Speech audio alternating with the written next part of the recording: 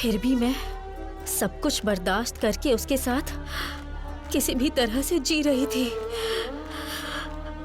पर एक वक्त में ऐसा करके थक गई। लगता है तुम्हें ठंड लग रही है। अगर बुरा न लगे तो। मैं बुरा क्यों मानूंगी?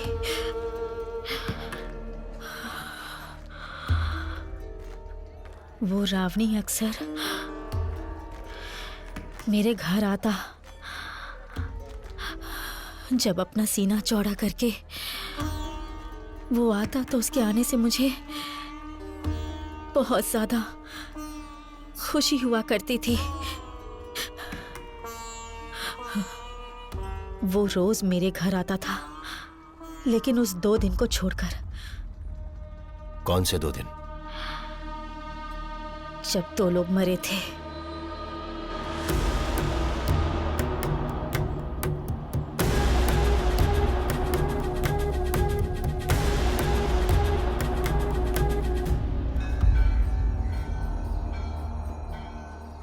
ये बात उसने खुद कबूल किया था कि उसी ने दोनों को मारा था।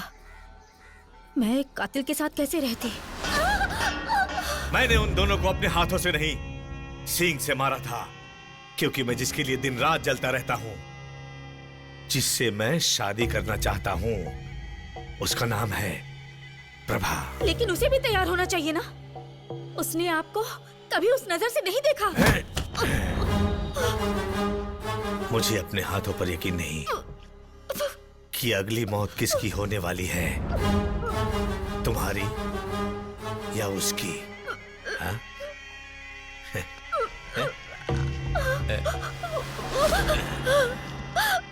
उसी के डर से मैं सब कुछ छोड़कर यहाँ चली आई। अब मैं वापस कभी नहीं जाऊंगी।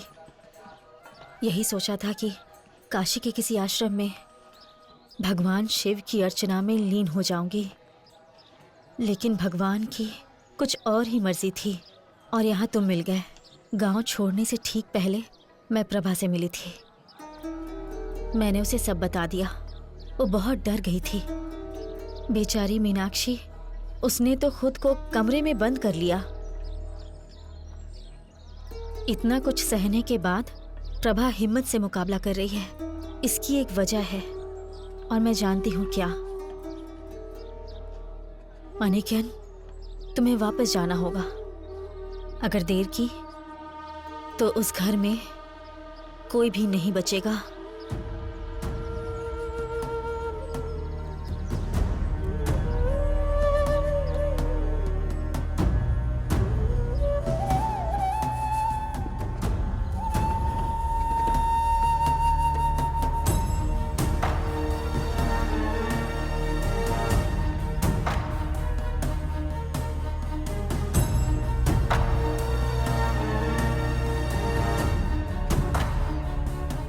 फिर मैं वहां और नहीं रह पाया। इसके बाद मालकिन, आप उसके सामने सर मत झुकाइएगा, खामोश भी मत रहिएगा। आपकी रक्षा करने के लिए अब मैं यहीं पर रहूंगा जब तक आपको मेरी जरूरत रहेगी। इस घर की रक्षा अब मेरी जिम्मेदारी है।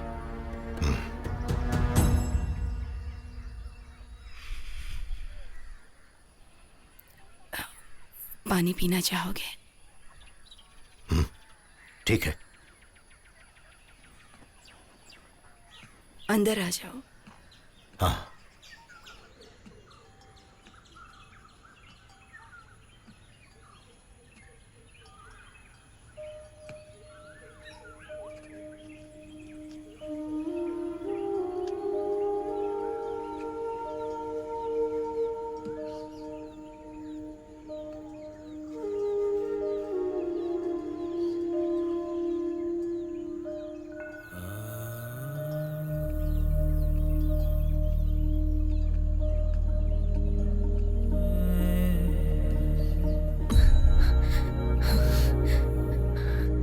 मणिकन, मणिकन,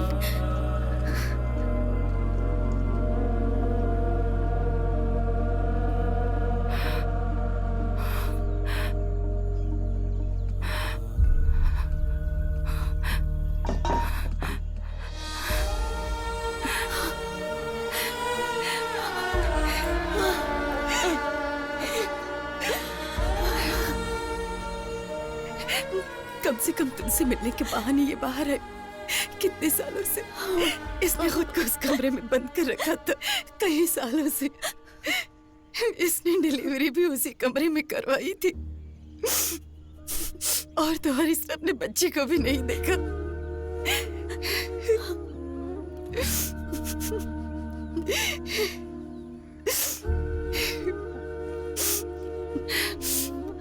प्रकाश की और रवि की मौत के लिए मैंने भी औरों की तरह तुम पर ही इल्जाम लगाया, लेकिन ये यही थी जिसने कभी तुम पर शक नहीं किया। इसे पूरा विश्वास था कि तुम ऐसा नहीं कर सकते। अंधी होने के बावजूद इसे सच का एहसास हो गया था।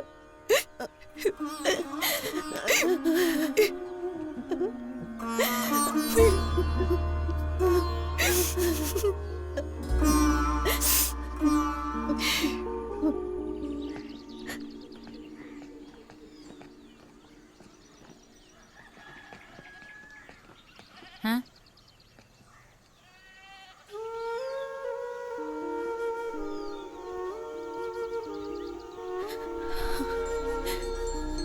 मम्मी